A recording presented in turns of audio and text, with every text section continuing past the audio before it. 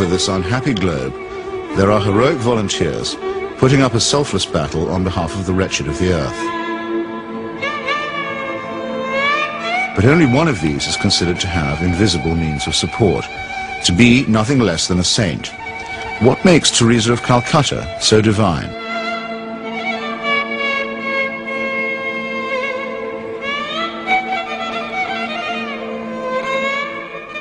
Long before Mother Teresa's helicopter touched down at about 11:20 this morning, the crowds were gathering here at Knock. Among all of you who have made this pilgrimage to Knock this afternoon, we are privileged to have with us as a special guest at this Mass a pilgrim who has come from afar, a woman whose worldwide symbol for goodness and holiness.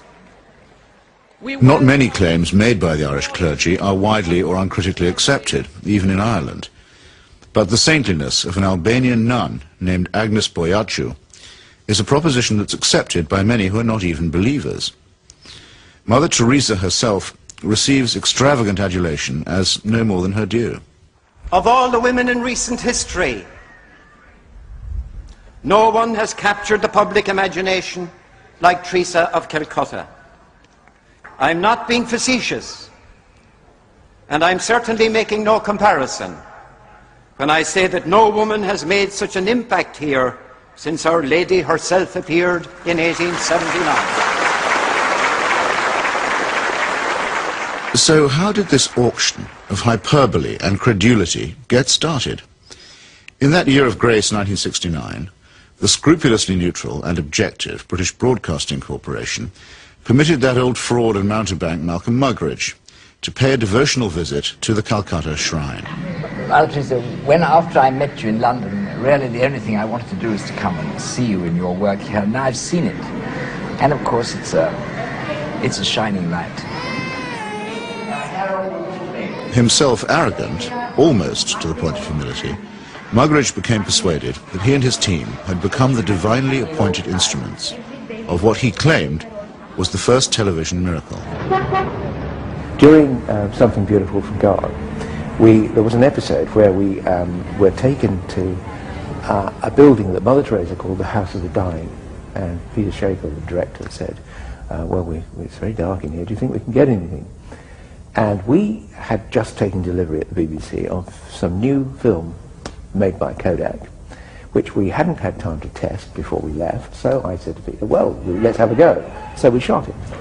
And when we got back, several weeks later, a month or two later, we're sitting in the Rushes Theatre at Ealing Studios, and eventually up came the shots of the House of the Dying. And it was surprising. You could see every detail. And I said, that's amazing, that's extraordinary. And I was going to go on to say, 3 cheers for Kodak. I didn't get a chance to say that, though, because Malcolm, sitting in the front row, spun round and said, it's divine light. It's Mother Teresa. You'll find that it's divine light, old boy. And 3 or 4 days later, I found I was being phoned by journalists from London newspapers who were saying things like, we hear you've just come back from India with Malcolm Muggeridge, and you were the witness of a miracle.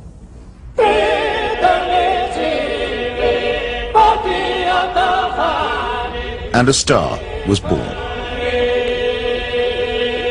This profane marriage between tawdry media hype and medieval superstition gave birth to an icon which few have since had the poor taste to question. It's like you're actually seeing a living saint. Give a man a reputation as an early riser, said Mark Twain, and that man can sleep till noon. How does the reputation of Holy Mother Teresa look if, just for a moment, we switch off Malcolm Muggeridge's kindly light?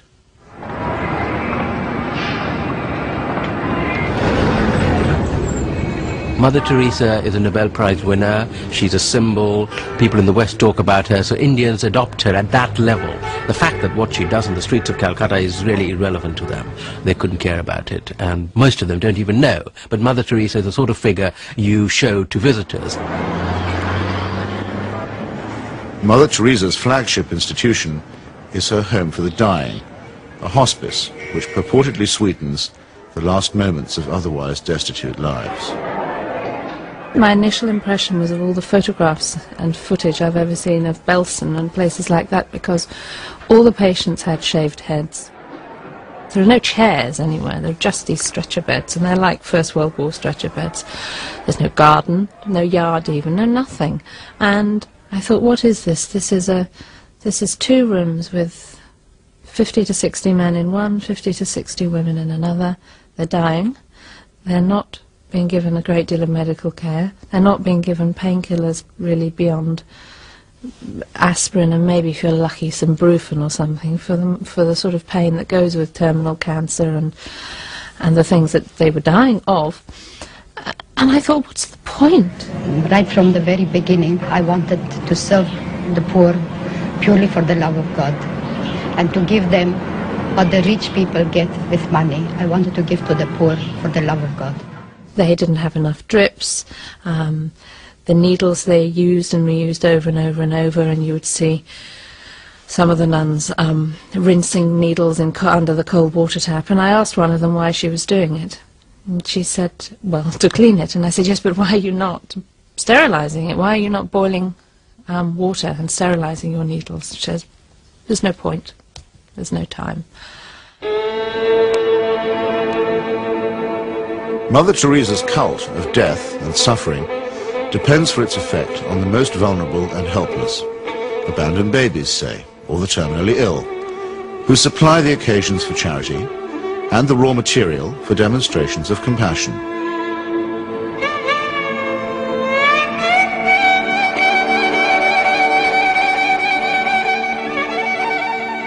The first day I was there, when I'd finished working in the women's ward, I went and waited on the edge of the men's ward for my boyfriend, who was looking after a boy of 15 who was dying, and an American doctor told me that she had been trying to treat this boy and that he had a really relatively simple kidney complaint that had simply got worse and worse and worse because he hadn't had antibiotics, and he actually needed an operation. I don't recall what the problem was, she did tell me.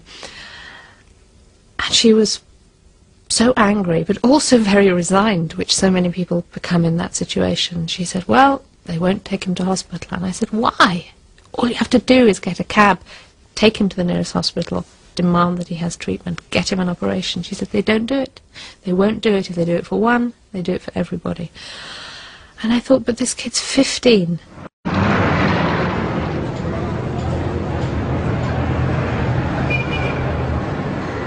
I ventured on my own pilgrimage to the missionaries of charity in Calcutta in early 1980. Who could fail to be touched by the work of the orphanage? Not I, though I did find myself a little put off by the mission's motto, he that loveth correction, loveth knowledge. Bit of a workhouse ring to that, perhaps. But it was Mother Teresa herself who completed the wreckage of the effect. As we stood by the tiny cots, she turned and said, this is how we fight abortion and contraception in Calcutta.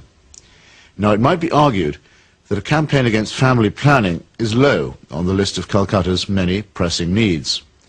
But as a leading member of the Pope's fundamentalist tendency on matters of sex and procreation, Mother Teresa has made this single issue into her global crusade. The greatest destroyer of peace today is the cry of the innocent, unborn child. If a mother can murder her own child in her own womb, what is left for you and for me to kill each other? Tenderness about the unborn is an emotion that I share myself. But tenderness about the unborn also becomes an overtly political matter when it's preached by a presumable virgin who also campaigns against birth control. Let us promise Our Lady, who loves Ireland so much, that we will never allow in this country a single abortion.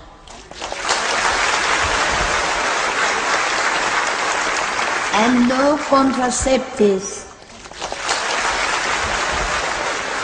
Mother Teresa has no politics, so she maintains, and so many people believe.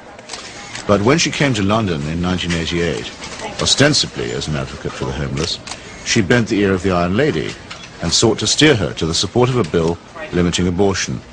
The sponsors of that bill, who arranged the meeting, were in no doubt that her intervention was political.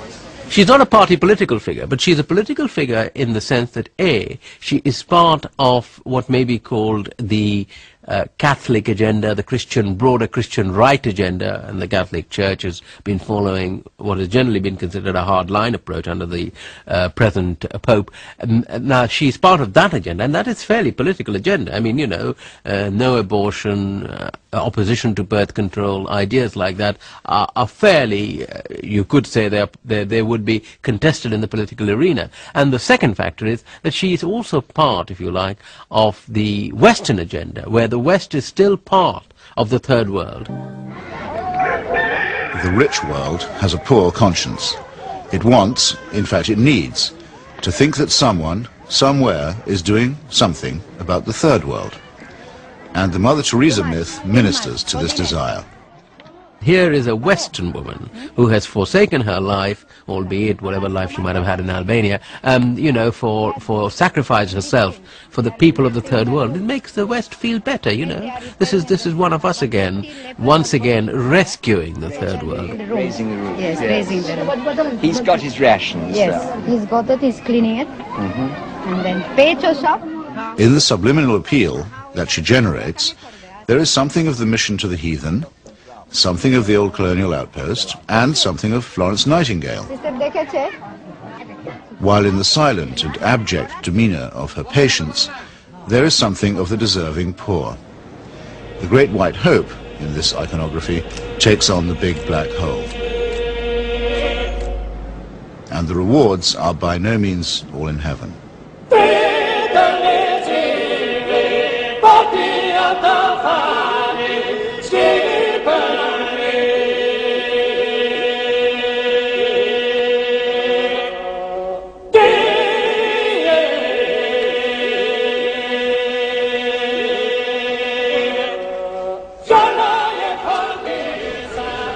For someone whose kingdom is not of this earth, Mother Teresa has an easy way with thrones, dominions and powers.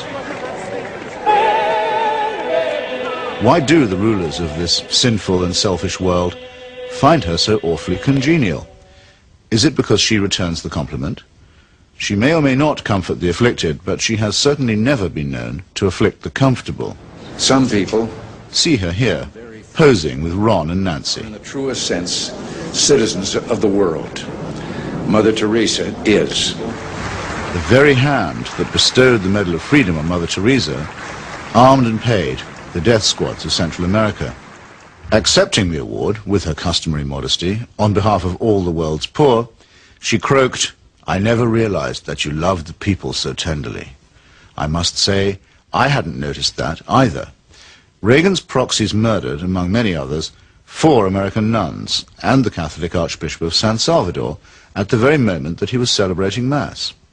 But, visiting the slaughterhouse states of the region during that period, Mother Teresa found nothing untoward. Everything was peaceful in the parts of the country we visited, she claimed, after touring the killing fields of Guatemala, adding for good measure, "I do not get involved in that sort of politics."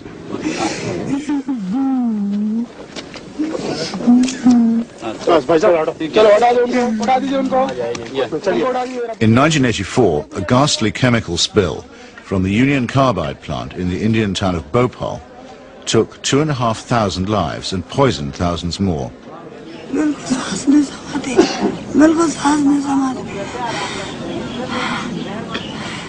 This was an act not of God, but of a negligent multinational corporation.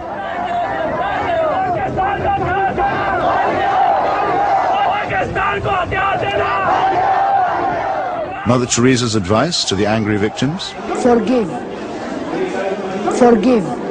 what Mother Teresa has done is she has accepted implicitly the idea that there's nothing much you can do for the poor except take them off the streets and, look after them. You cannot change their attitudes. You cannot make them feel that they have an ability, they may even have the means to improve and change their lives. She's not bothered with that agenda. She's only bothered with the agenda of trying to rescue their souls and make them a bit better before they go on to the eternal life, which is a very understandable, but in fact a very old-fashioned Christian idea. It is not a question of saying, how can we tackle the real problems of poverty?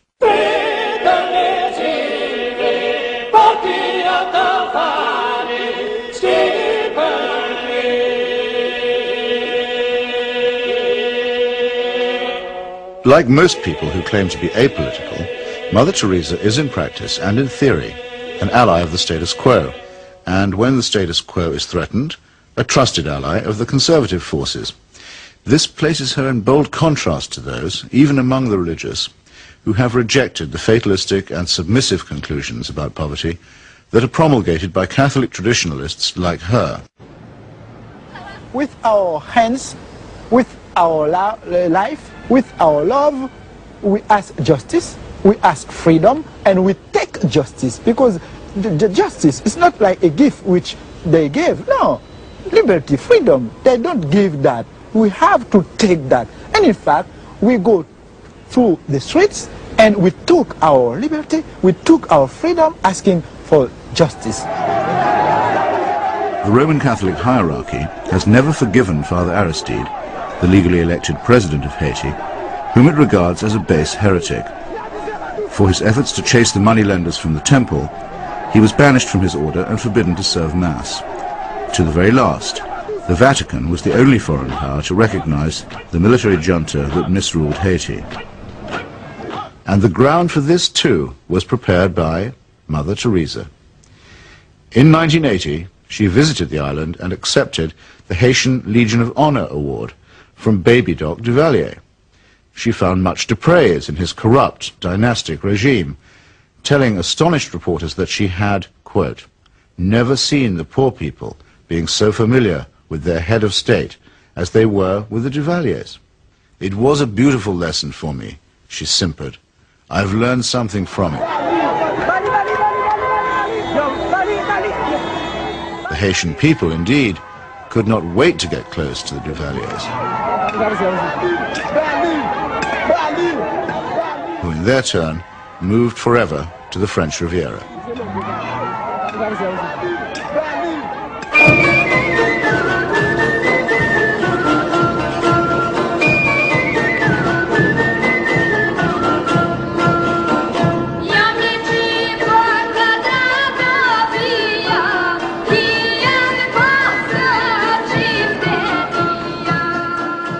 Mother Teresa admires the strength of the powerful almost as highly as she recommends the resignation of the poor. When she visited her motherland of Albania, she appeared to take seriously St. Paul's notorious assertion that the powers that be are ordained of God. The Albanian authorities had proclaimed the world's first officially atheist state. They had persecuted all forms of worship except that of their leader, Enver Hoxha. No whit abashed, Mother Teresa laid a bouquet on Hoxha's tomb. Not content with honoring a Stalinist murderer and despot, she also bestowed a wreath on the monument of Greater Albania, a cause that was once smiled upon by Pope Pius IX and his friend Benito Mussolini.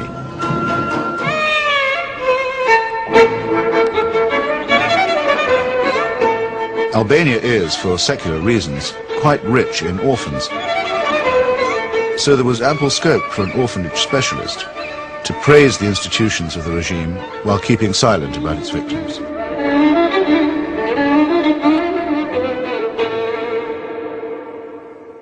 If it sometimes seems that the Saint of Calcutta is never actually in Calcutta at all, this may be because she operates more as the roving ambassador of a highly politicized papacy.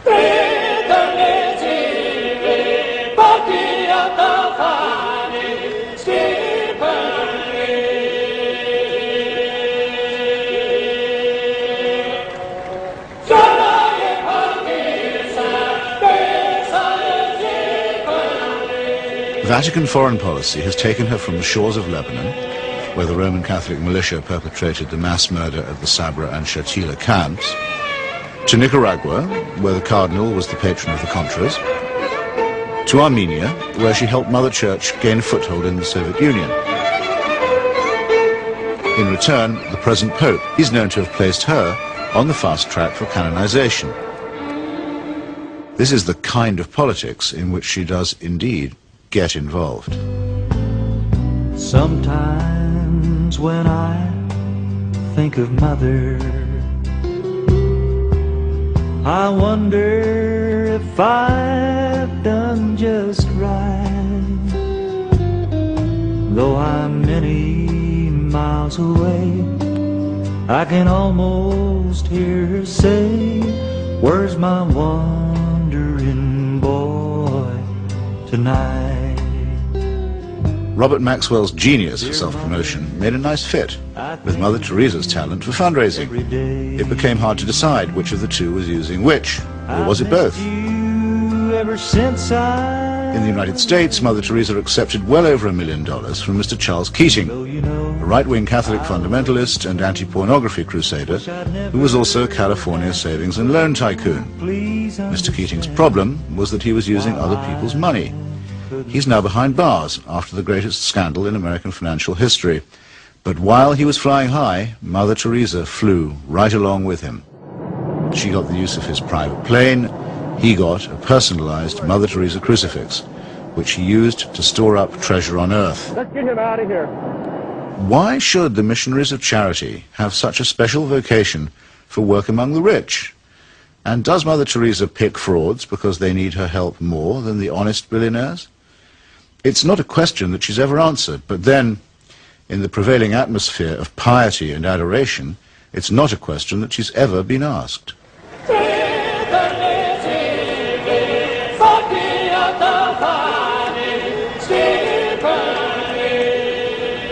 The Teresa cult is now a missionary multinational, with annual turnover in the tens of millions.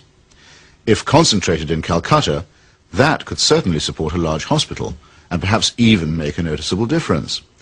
But Mother Teresa has chosen instead to spread her franchise very thinly.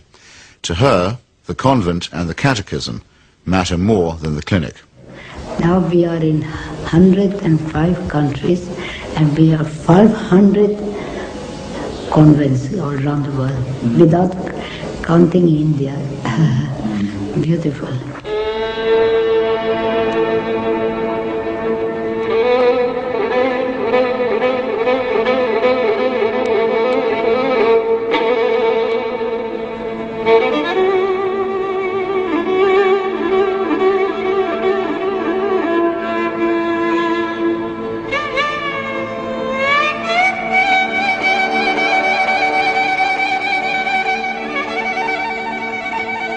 Modesty, simplicity, humility. By these canonical keywords, we are taught that we may recognize saints. Yet Mother Teresa regards herself as mandated by heaven, which is hardly modest. She lends spiritual solace to dictators and to wealthy exploiters, which is scarcely the essence of simplicity. And she preaches surrender and prostration to the poor, which a truly humble person would barely have the nerve to do. When she speaks about private or public morality, opposing family planning, for example, or defining abortion as quite literally the greatest threat to world peace, she takes on the grim and tedious tones of the zealot and the fanatic.